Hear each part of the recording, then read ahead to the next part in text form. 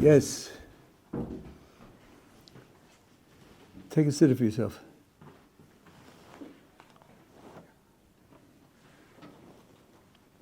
I got it.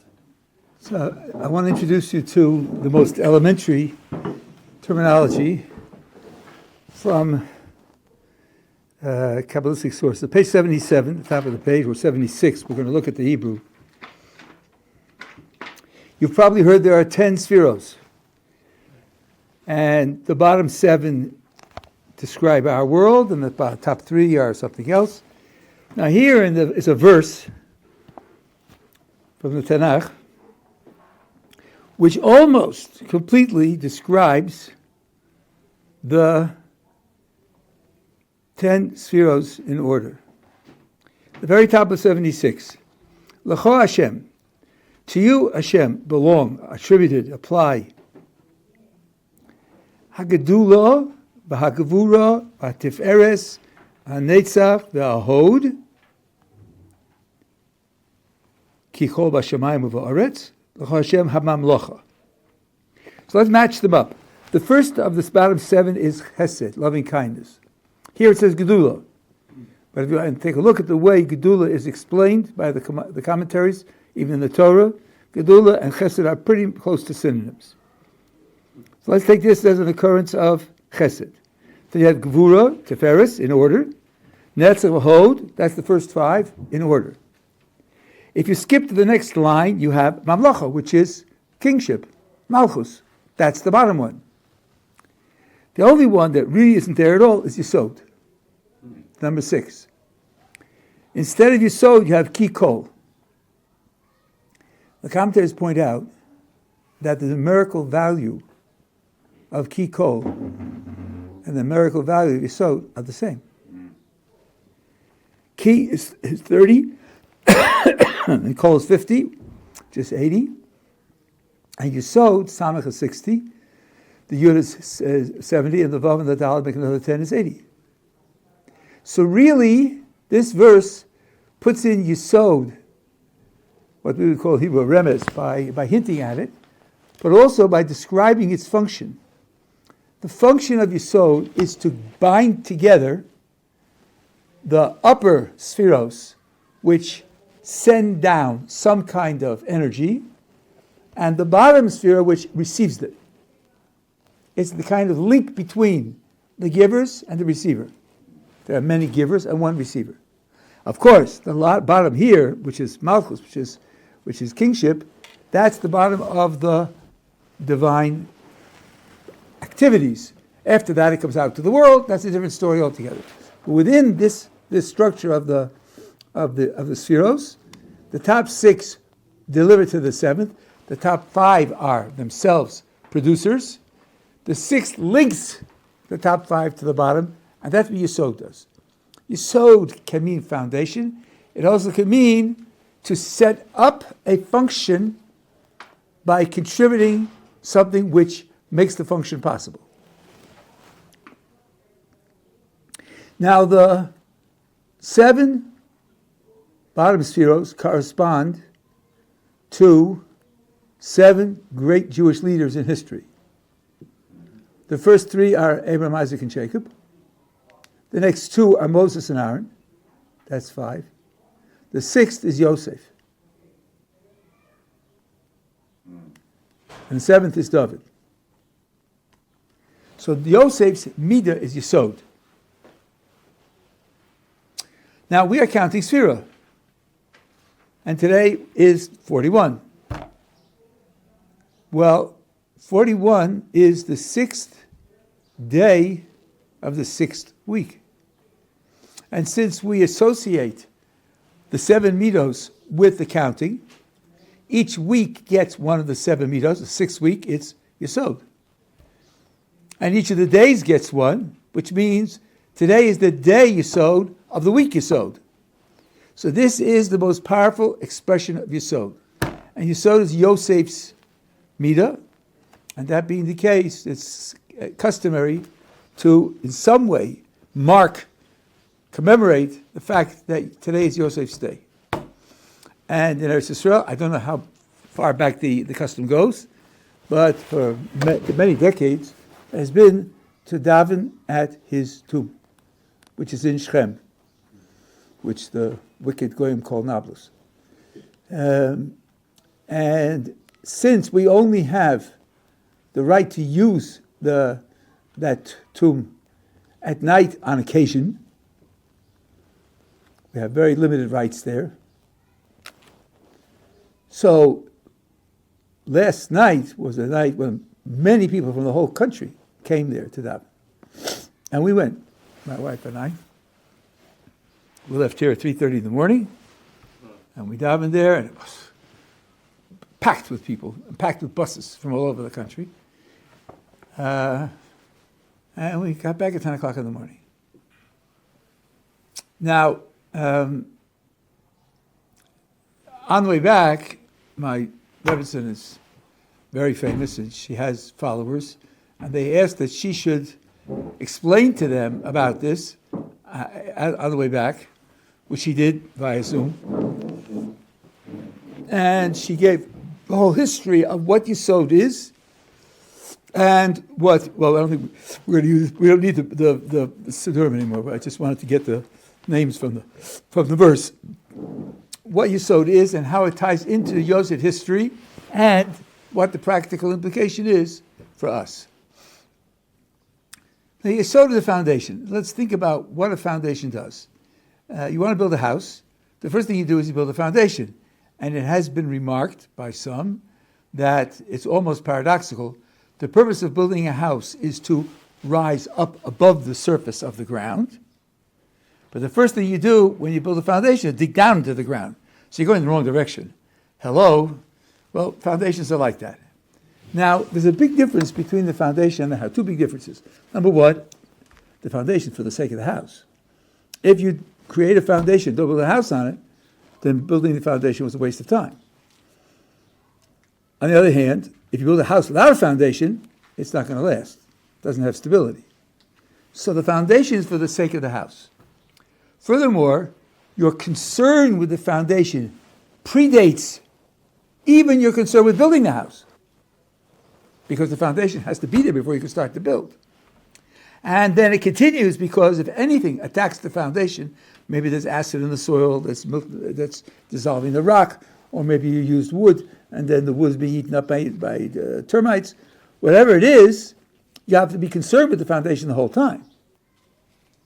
So on the one hand, the accountability for the foundation outruns the accountability for the house. On the other hand, the foundation is for the sake of the house. And it has to be understood that when you provide a foundation, you're providing a means to something else. Okay, now, the Rebbe said, let's take a look at Yosef's life. Yosef was sold into slavery, and he functioned as a slave in Egypt, and then he functioned as a prison inmate in Egypt, and then he was elevated to become second in command of the kingdom. What was his job? What was his job? His job was to make sure that the kingdom will survive through the famine. And he did that by saving food during the 7 years of plenty, setting up warehouses where they saved the food. And then, when the famine started, he was the one who sold food to the Egyptians and sold food in the name of the king to the travelers who came from other adjacent lands where there was no food, and thereby provided food for the whole area. Well, food is a foundation. Food is a means. Without food, you can't live, but hopefully you don't live to eat. You eat to live. And with the eating, you then have ability to live. So Joseph is providing a foundation for the lives of the people with whom he came in contact. And when the brothers find out that it's Joseph, and they're astonished, and he says, don't worry, I'll take care of you, because they sold him into slavery. Don't worry, I'll take care of you, and I'll provide for you, I'll provide for your protection, I'll provide for your honor, and I'll provide for your sustenance. He got them a geographic area where they could be isolated, and he provided food for them, according to the way he provided food for everyone, but for them was greatest, was for nothing. and whatever implements they needed, with Pharaoh's enthusiastic approval, because he wanted that. And when Jacob died and the brothers thought that he was going to take revenge, he said, Chas v'sholom, who am I? God runs the world, I don't run the world, and I will continue to provide for you. So Joseph's life was dedicated to providing foundation. Okay, he stands for foundation, and that's what he did. Now, it says that when Jacob wanted to establish a blessing for the Jewish people, in particular for Jewish boys, sons, he said the father will bless them as follows: God should establish you like Ephraim and Manasseh. Ephraim and Manasseh are Joseph's two sons. So the question arises, if Jacob is wanting to establish a blessing for Jewish children, it goes down to today. This is 3,400 years. We've been giving this blessing to the boys. Different blessing for the girls. Why would he choose particularly Ephraim and Manasseh? Why not pick, let's say, Yehuda and Levi? Yehuda, from which the kings came, and Levi, from which the priests and the Levites came. I mean, if you're going to pick someone to be the models that you want Jewish children to grow up to be, so then, maybe would be something to go to earlier generations and use them. So there are many characteristics that Ephraim and Manasseh have, but she stressed one, which also is connected with the idea of foundation. Let's think about Yehuda and Levi. Where did they grow up? They grew up with Yaakov and with Rachel in the land of Israel. Then Rachel died, so Yaakov took care of them until they came down to Egypt. Ephraim and Manasseh were born in Egypt. They were born in exile. And as she put it, they saw things that you would typically want to shelter your children from seeing. They grew up in a palace in Egypt. One second. It's not this. It's the other. It's my insulin pump. It's the other.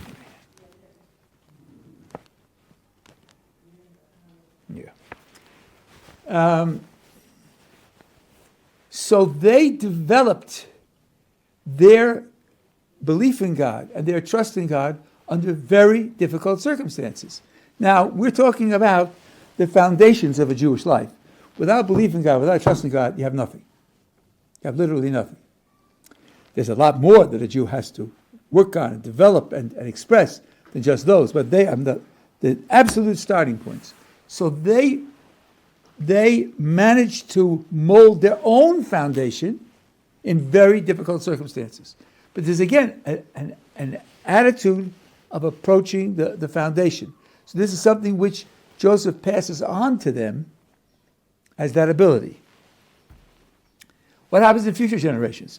Well, who was the man who led the conquest of the land of Israel and the division of the land of Israel among the tribes?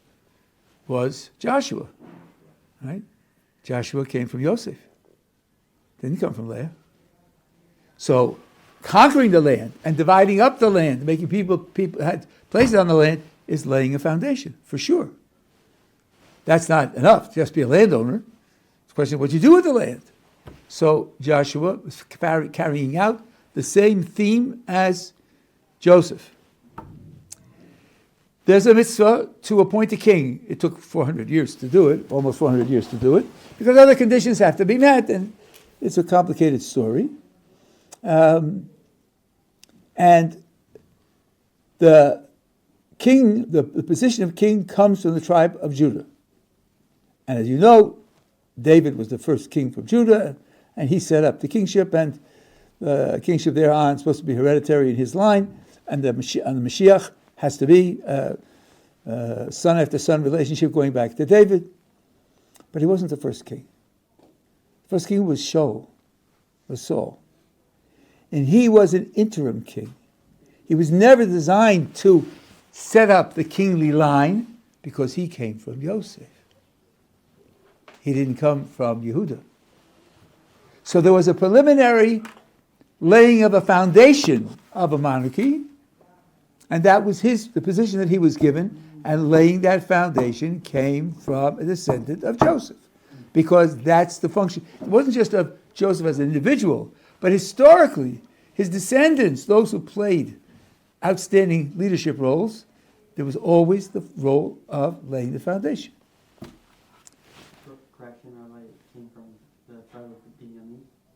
I'm sorry, say it again? It came from the tribe of Benjamin. Yes, he came from the tribe of Benjamin, which is Yosef. No, it's not. I mean, Tribe of Benjamin. well, okay, so then you see,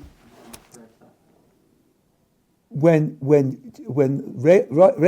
gave birth to Yosef, she said, Yosef li ben Acher. And when Benjamin was born, she called him Ben Oni, the son of my pain, my suffering. But Yaakov called him Benjamin, which is now going to be the fulfillment of this Ben Acher that she asked for. So it comes out that it's like an extension of Yosef. So, but it didn't come from Yehuda. So it's again a question of laying a foundation. And in the future, we have Chazal that we talk about the Mashiach. It's a bit of a misnomer because there are going to be two: Mashiach ben Yosef and Mashiach ben Dovid. And notice, by the way, the lack of parallelism. Yosef is the name of the tribe, and David is the name of the person, not his tribe. So, and Yosef, the Mashiach ben Yosef, is supposed to fight the battles and clear the way and set up the possibilities, and then Mashiach ben David will complete the ingathering of the exiles and rebuild the temple, and prophecy will be restored, and then the whole world will come to understand that Kodesh Baruch Hu runs the world, and we're special, and so forth and so on. So it's a two-stage process, and again, the descendant of Yosef is the one who lays the foundation, but only the one who's Ben Dovid is the one who's going to complete the perfection of the messianic position. So again, Yosef is associated with foundations. And by the way, I should mention, I wasn't aware of this till very recently, when the Rabbi mentioned it to me, that I'll tell you why I wasn't aware of it, because I was allergic to it. The Guru's position is that when we talk about Mashiach ben Yosef, we're not talking about a person. We're talking about a period. A period of wars and a period of establishing foundations, of preparations, and because we have no information about the person. Whereas Mashiach ben Dovid, we have a lot of information about him. We know whose lineage he's supposed to be. We know what type of soul he's carrying. We have a lot of information as an individual.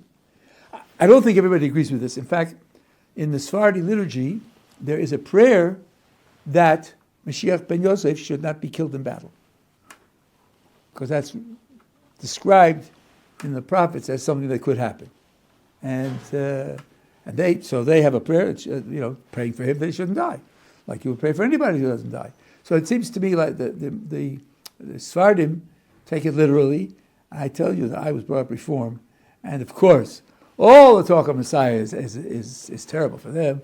The messianic figure and so on and so on. That's a Christian idea. It's not a Jewish idea. And so therefore, they wanted the whole thing to be eras, messianic era. But that's dead wrong, like lots of things that they say. The Mashiach ben David has qualifications of inheritance, of genealogy. So there's no question that he is. At any rate, Yosef again is associated with the idea of foundation. So I went this morning with hundreds of people, and we davened there. Now I want to meditate a little bit further on the idea of foundation. This we did together in the bus on the way back. So, as I said before, the foundation is necessary. It plays a role you can't do without, but inherently, it is a thing that serves something else. And if something else doesn't happen, then the foundation is useless.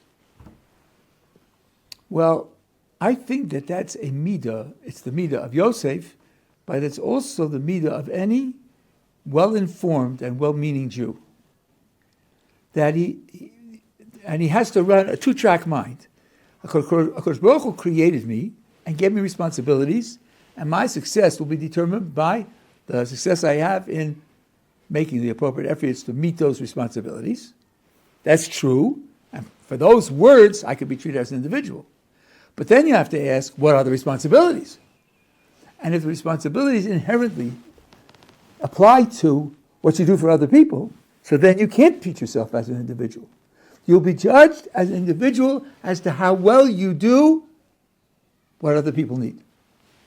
So you can't cut yourself off from other people. That's not the totality of it, but it's a large part of it. So, for example, the Gemara talks about two different attitudes towards, two out of many, attitudes towards learning Torah. And one is, Malamed Almanas Lasos.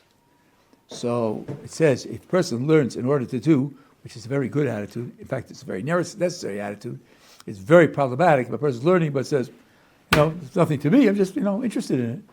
That's a very problematic attitude. If he learns in order to do, he'll be given the power to be able to learn and to do. But if he learns in order to teach, then he'll be given the power to learn and to do and to preserve and to teach. He'll be given even more.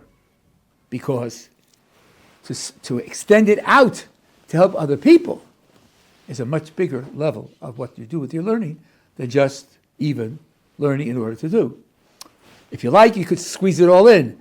Learning in order to do, but to do what? One of the things you have to do is to help other people. Okay, but that's the way the Gemara is putting it. The Gemara is putting it that if it's just to do without other people, it's good and you get help. But if in order to teach other people, then you were looking for 2 and you get 4. So it's much superior to do that. Now, we know that we all have responsibilities to other people. In particular, we have responsibilities to people who are doing great things. And if we can help them do great things, our success will be expressed in large part by the great things that they do. For example, we all have a mitzvah of charity. How do you give charity? Do you wait for poor people to walk up to you and hand them money? You could. It's Israel, that'll happen quite regularly, but you have no information about those people. The person who looks poor to you and says, in order to end the week, I need $300. Well, if it's really true and you have $300 available, then you should give them the $300. But maybe it's not true. So the compromise that people make is that, and has brought such an idea, don't say no, but give him a little bit. Unless he has bona fides that are valid, which tell you that what he needs and how much he needs. But now there are certain great people, certain famous people, who investigate these cases and give according to what the person really needs. Wouldn't my mitzvah of charity be better if I gave the money to them rather than giving it out myself? Their mitzvah will be a higher quality mitzvah because they'll give what the people really need in the amount that they need it. And I'm not doing that. So by helping them do their mitzvah, I'm doing my mitzvah in the best possible way. That's an example of how my personal responsibility is fulfilled by enabling somebody else to do something. And this idea of being a platform in that way, or a foundation in that way, is carried out in our literature to a very, very high extreme. Moshe Rabbeinu was on Har Sinai, and the Kodesh Baruch Hu communicates to him the Torah and gives him the tablets. And then he says to him, go down, because your people has done destructively. Lech reid, go down. So now, if you're standing on a mountaintop, and somebody says, go to the people, you have to go down, right? I mean, they're not up where you are, so you have to go down. Why say, go down? Just say, Lech Elam. So Chazal comment, this is a shocking thing. Kodesh Baruch Hu said to Moshe Rabbeinu, go down from your greatness. You lose your greatness. Why is that? So here's the answer. How come Moshe Rabbeinu is great, the greatest prophet who ever lived, and had the great assignment of being Hashem's agent and taking the Jews out of Egypt and so on and so on. How? And he delivered Torah to the Jewish people.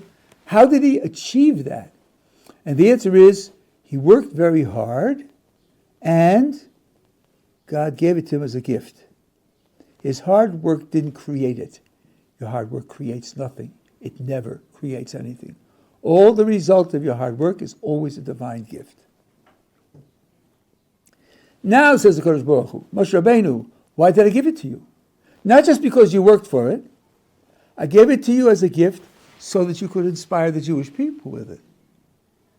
But they have now disintegrated to the point where they can't receive that from you. And since they can't receive it from you, you lose it.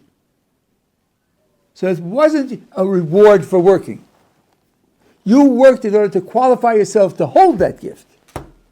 But I didn't give it to you as a reward for your working. I gave it to you as a job assignment, as a tool for doing a job. Now the job is not relevant, so you lose it. So you see that Moshe Rabbeinu's ability to be great is the extent to which he acts as a foundation for the people. Even Moshe Rabbeinu. So whereas if we lived in the generation of Moshe Rabbeinu, we would say anything we could do for Moshe Rabbeinu, anything we can do to push his projects forward, will definitely be right. That's true.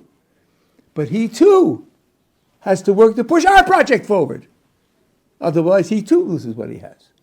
So everybody's involved in this circle of working to be able to help somebody else. Now, this is brought out, I believe, in a famous Rambam. The Rambam, in the 5th chapter of the Laws of Tshuva, starts off by saying everyone has free will, and because everyone has free will, each person could be as great a tzaddik as Moshe, or as great a wicked person, a rasha, as Yerovam ben Nevat. I asked many people, why did Moshe Rabbeinu choose those two? There's no question that Moshe was a great tzaddik, and Yerovam ben Nevat was a great criminal, but there were lots of other great tzaddikim. And there were other criminals as well. How did the Rambam make the choice of these two specifically to illustrate being a tzaddik and being a rasha? And I tell you, I asked a number of people, and I didn't get an answer from anybody. I think, I discovered it through divine providence, I wasn't looking for it. I think it's an explicit Mishnah in Pirkei Avos. Because in Pirkei Avos it says the following: someone who creates merit for the public, because Baruch Hu protects him from doing transgressions. Moses created merit for the public, and therefore Kodesh Baruch Hu protected him. Someone who causes the public to sin, then he too will be brought to sin. Yerovam ben Nevat caused his generation to sin. He set up the two temples in the land of Israel, and he put up two golden calves, and so the whole story. So he too was brought to sin. So here you are. Here's an explicit Mishnah that contrasts Moshe and Yerovam ben Nevat, one being great and the other being terrible. What are they great and terrible about? They're great and terrible about what they do for the public. There are other things that Jews do which don't necessarily involve the public. But here the Mishnah is specifically contrasting what they do for the public. So if Maimonides is taking his two examples of tzaddik with no description at all, just tzaddik and rasha, from this Mishnah, what he's telling me is that the feature of improving the public or destroying the public is somehow, now, a crucial feature in describing what a tzaddik is, or maybe it's the whole definition of a tzaddik. A tzaddik is defined by what he does. You can't ignore it. If the Rambam chose those two examples, then you can't ignore it when you're talking about who is a tzaddik and who is a rasha. So now we've sort of broadened out. I was trying to show you how this applies broadly and consistently, this idea of having the idea of foundation. Everyone needs to see himself in large part as a foundation of what he can do for others. Applying the message to Moshe Rabbeinu in practical terms, I would say the following. Let's suppose you make some advance in Torah. Advance in Torah understanding, or an advance in self-control, or an advance in generosity, whatever it is, and you feel, wow, I've taken a step up. I'm in a much better position than I was. The first question you should ask yourself is, what can I do with this for others? How can I use this to help other people also take a step up? You might share your experience with someone. I'll tell you an example. Someone shared something with me, which really made a big impression upon me. This was when I was, I guess I was like 22 years old or something, just coming in. And he said, I want you to tell the experience that I had with my Rabbi. I had a very difficult problem, very difficult tendency that I had, and it was very bad. I worked on it very hard, and I conquered it. And I was ecstatic, because I hated this thing, and it bothered me, and I overcame it.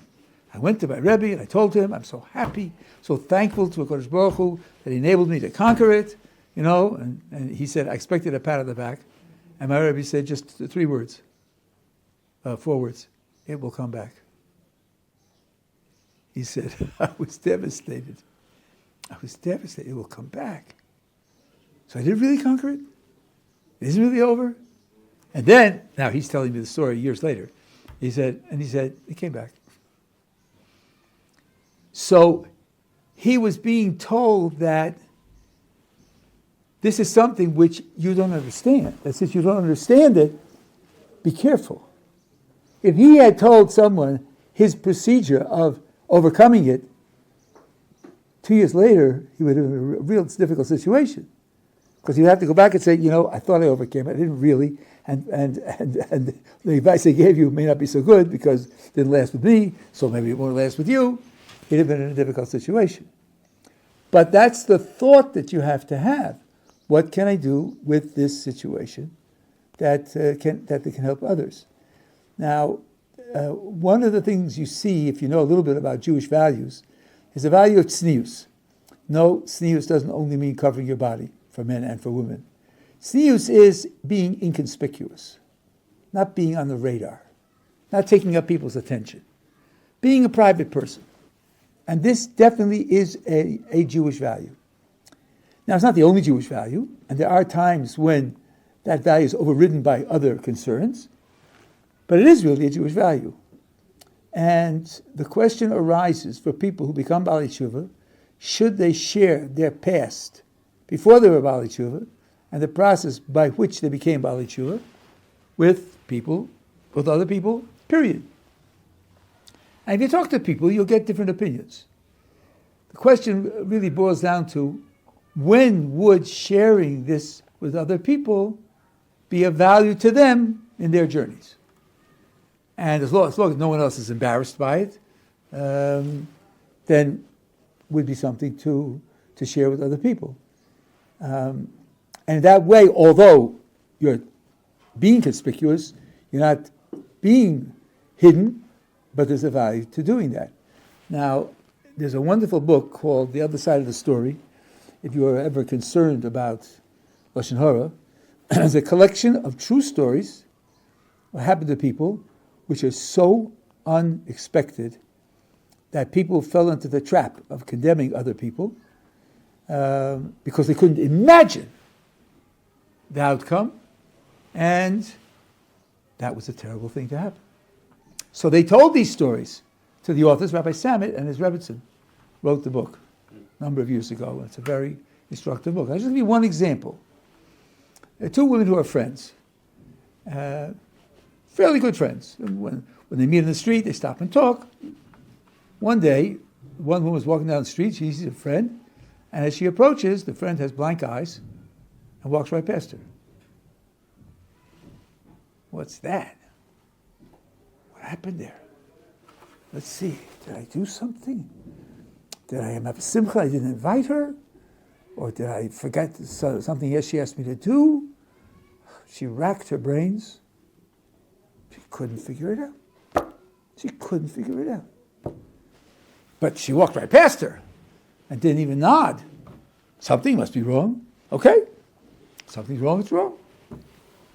So she stopped calling her because obviously this her so-called friend or past friend didn't want to have any interaction with her. And so I went for a number of months. Another occasion occurs on the street. She's walking down. She sees this former friend walking down.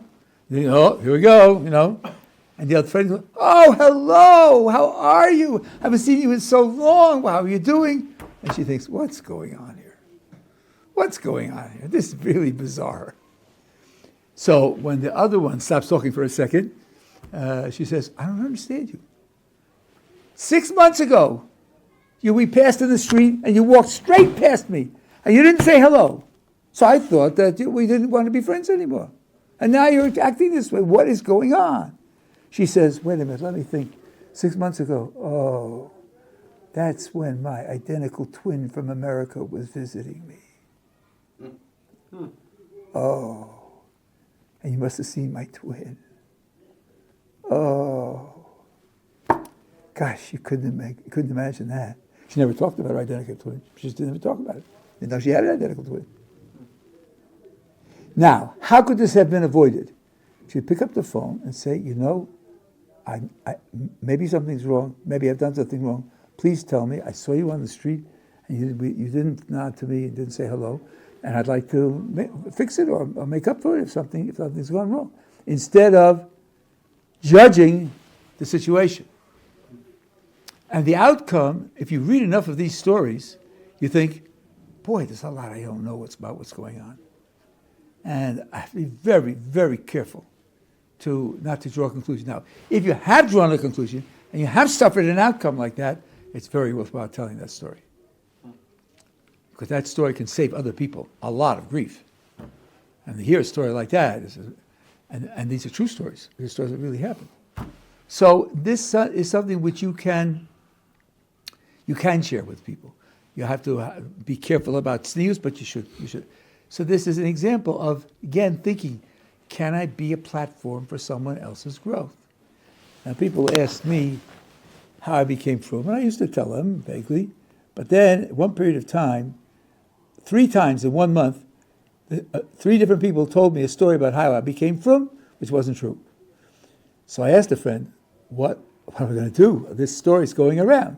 He said the only thing you can do is write the real story and put it in a public place, so you'll have it on record that it isn't true. So that's an interesting idea. Okay. So I did it, and I put it up. It's on the Ohr Somayach website. It's called Coming Home. So there is where I shared the experiences that I had, some ups and some downs, and some things that helped me make my transitions. But you too have to think about how and when to do this. And I'll end with a kind of negative remark here. People who become observant often have, out of love and concern for their families, the zeal to do something for them. Think of the lives they're living, not keeping Shabbos, not keeping kashrus. They're terrible, and I'm the member of the family. I love them. Surely I should do something for them. Well, maybe you should, but maybe you can't, because the typical attitude towards you and the other member of the family is, well, your parents remember when they diapered you. Thank you for your worldly wisdom. But, we're grown up and you aren't. Or as one parent said to her daughter, I have been 17, but you have not been 42. And that's true. That's true. Now, if you have an older brother, he'll say, I was 17 and you haven't been 22, so why should I listen to you? The younger brother, he'll say, you chose your own path. You did what seemed right to you. I'll choose my path. I'll do what seems right to me. Frankly, typically in families, they don't want to hear from you. And if you start to share your experience with them, they think you're a fanatic. And you project a certain amount of insecurity as if being around people who are different from you makes you uncomfortable. So you have to overcome that and bring them over to your side. You have to proselytize them and bring them in. I think there may be exceptions, but I think the general attitude should be project I'm happy, I'm doing something I'm interested in, I feel inspired, and I'm content. I'm content. If you ask me, I'll be happy to share with you, but if you don't ask me, I don't presume anything. And if they do ask, this I have from my first wife, which I think was a very wise thing. This is with children generally, and with this kind of situations also. Always give the minimum possible answer you can give. And let them follow up. Let them determine how far the discussion should go. Don't say, oh, you asked me of God? Have you got 3 hours? I'll give you the whole story. No. God created the universe. End of story. That's all. And if they want to know more, don't push them. Let them feel they're in control of the interaction. So give minimal answers and then let them push. And don't leave that wonderful Kiruv book accidentally open on the coffee table. They're not stupid. They understand what you're doing. They understand what you're trying to manipulate. Don't do that. Don't do that. And finally, if the person does ask a question, so it depends. If they're asking a question just to nudge you or to make you feel bad or make you look bad in public, then here's one thing you can do. You can say, that's a very good question. Here's the name of a website. They have ask a question. You can get an answer there. I don't know the answer, but you can get an answer there. And the next time they try to press you, you say, by the way, that question you asked 2 weeks ago, did you get the answer from the website? When they say no, and it's obvious to everybody that they don't want answers. They just want to press you, and they won't ask you again. But if they do get the answer, then you've done something very valuable, because you've shown them you're not the only person in the world who represents this, and there are people who are professionals who represent this, and who are clever people and accomplished people, and that connection could be the key for them. So don't feel that you have to be the know-it-all and answer all the questions. On the contrary, connecting them with bigger people is also a very great... these are things you can do to be someone else's platform or someone else's foundation for getting started, and it's a very valuable thing to do. But in general, when you daven in shul, how does your davening affect the other people around you? Are they inspired by the way you daven? Or horrified by the way you daven? Or just irritated by the way you daven? Well, take that into account. Take that into account. Because you don't live in a vacuum, and one of your responsibilities is to be a platform or a foundation for other people's growth. So you can't just ignore that. That's one of the lessons we learned from Yeshivat Tzaddik, and he put that into the world, expressed it into the world, and that's why we celebrated it today. Okay, that's it.